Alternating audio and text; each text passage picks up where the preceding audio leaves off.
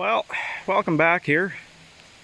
As you can probably tell, it's raining. It didn't start out that way today, but oh well, I still got to get things done. So a few months ago, well, first off, this is my daily driver, obviously, my '01 Ram. So I bought a box for it a few months ago because the bottom of my box was getting kind of punky down here. It's all pretty much gone, and it's like that all the way around.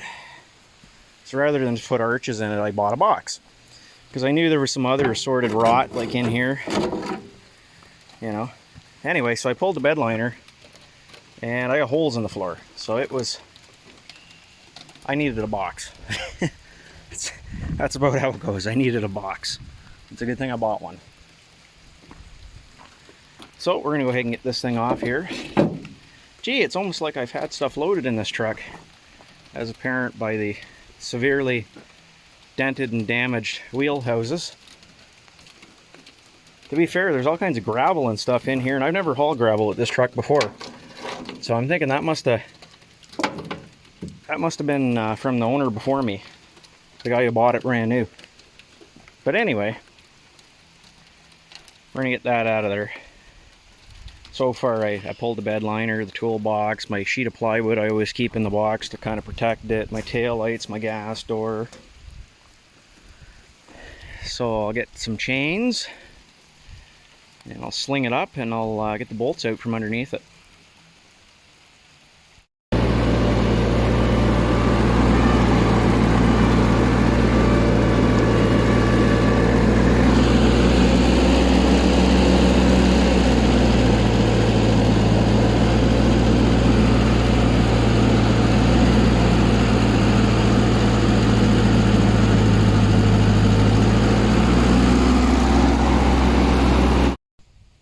Okay, got the back bumper off, which you can probably tell has seen better days because it's pretty much rotten everywhere. And I've got the box off. So I'll pressure wash all this off, and then I'm going to give it all a coat of Dom 16 after I get all these flakes and stuff off, just to protect everything before I put the new box back on. You can see two things I want to do while I've got it apart like this. I'm going to replace my spare tire carrier because the bolts are on top. Okay, three things. I'm going to reroute that power wire for the trailer. And I'm going to put a new filler neck on because this one, let me just kind of, it's hard to see, but it's rotted right through. So that's probably part of my check engine light codes. And then I'll anti-seize everything so that I can do the cab corners, because I'll have to lift the front of the box to do that. Now, if only my truck sat like this all the time. Oh well, I'll put an extra leaf in it, which I've already put 2 extra leaves in it, but that's okay. One more ain't gonna hurt anything. Alright, because I can never have too many projects. Decided this week I'd go ahead and fix my own truck for a change. I put this box on it a while ago, right? And it needs painted because it's rubbed through and it's got some rot. Not bad, it's mostly just bubbling. So I'm going to put an arch on both sides. And then my buddy can paint it and pull a couple little dents and stuff out of it. He's already got my front doors. So I pulled off the ones that were on it, which the bottoms of them are completely gone. That's why I'm replacing them. The rear door, I got to replace just a couple little inches across the bottom of it. It's not bad. However, that being said, my cab corners are just completely gone on this side. I cut that part off because it was hanging. But you can see it's not, there's not a whole lot left here. So, that's all got to get replaced. And the rockers themselves are kind of punky in a few spots. Like down here at this end, I know there's rust hiding in there. And I'm sure that if I were to dig into it, there would be more rust. So if I'm going to do the one, I might as well do both, because they were cheap enough. And I pulled the side steps off, which were kind enough to create a new issue for me, which is that the bolt snapped off in the cab mount. So I'll have to drill that out. That's not that big of a deal. To be expected, I guess. And then if I can reach it here, see, I got my cab corners, and my rockers. So I'm going to do both sides, and hopefully have a rust-free truck again. Well, at this point I pretty much have gone ahead and, well, know pretty much about it. I've hacked out all the rot. And that's actually the new rocker sitting on there. I have the cab corner. I'm going to have to make a piece to go up in the bottom of the inner rocker here. It's rotted out. I'm not really surprised. I mean, I kind of figured somewhere in the inner rocker would be rotten. So I'll do that for it with the cab corner, and I have to make a piece to come in here too, because this is all rotted out here. Well, it wasn't rotted out, it was just all bubbled, and I knew exactly what was going to happen if I left it, so. I started playing with clecos, which are, well, they're the cat's ass. I'm not going to lie, they are. They are way, way too cool, and I don't know why it took me so long to figure them out. But anyway, now I'm using them, and they're pretty cool. So basically, you take your tool and you slip it over top and you press, and out comes your cleco. Let me see if I can get a good shot here. Okay, this is how a cleco works. Let me just come somewhere where there's a little more light. Okay. So with it compressed, you'll see the two little feet. This one is an 1/8 inch cleco. So you drill an 1/8 inch hole. Those two little feet go through the hole. And then see the center pin? It's spring loaded, and as you release it, see how it widens up and it pulls the panel tight. Which means they will go places that a pair of vice grips won't. Just like that. That panel is now locked down. They're actually from the aircraft industry. That's where they originated from. So while they're a new and exciting thing in the automotive world, they are actually just old aircraft technology. So we'll get this welded up, and maybe tomorrow evening we'll continue and finish up that cab corner.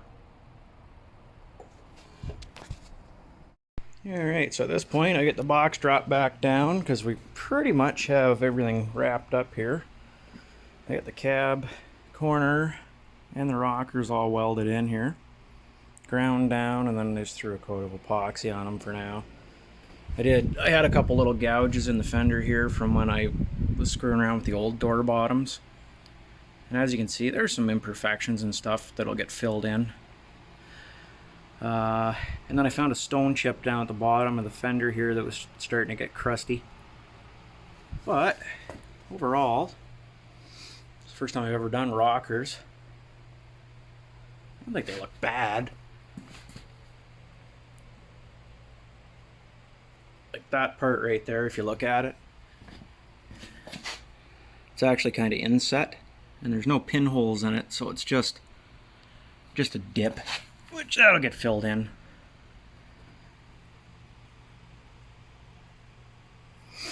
And then anywhere that it's ugly, like right there, all that you won't see. So I'm pretty happy. I gotta do the other side still, and then I gotta repair the box lips here, because this one's crusty, so I'll have to replace probably. It's kind of crusty a little further back than I thought. Okay. Oh yeah, it's bubbly here too, and here. Okay, well we might have to do a little more on that than I thought. That's okay, that's not a big deal though. And then we gotta do the other side still. So we still got one cab corner, one rocker to put on. And then my friend Ryan can paint my truck. And then that's one other vehicle that doesn't look like a giant sack of crap.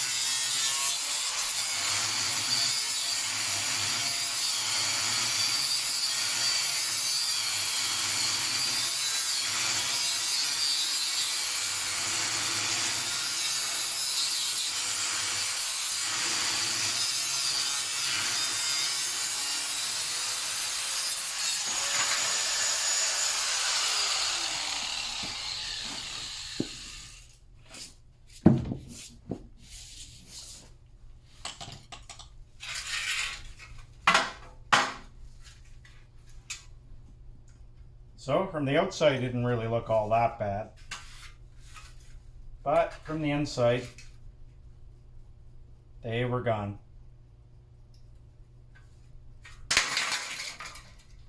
And that is because rust never sleeps.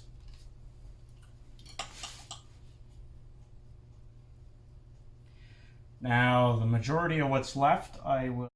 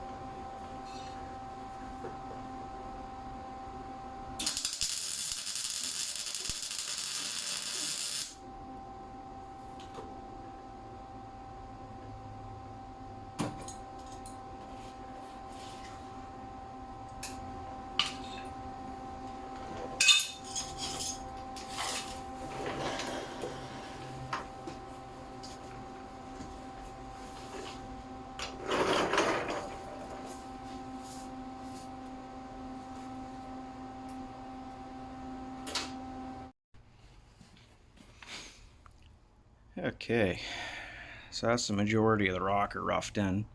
So you can see I plug weld the bottom of it like they did from the factory. Well, they would have spot welded it, but in my case a plug weld is the closest equivalent that I can produce.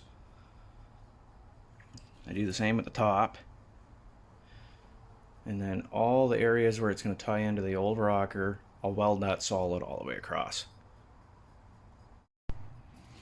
Okay, everything welded in and ground down just because I didn't bother to film welding the cab corner on. You guys saw how the rocker went on. It's not really any different. I didn't bother to film grinding it down because, well, that's just boring. I did want to show you how it turned out though prior to any filler or primer touching it.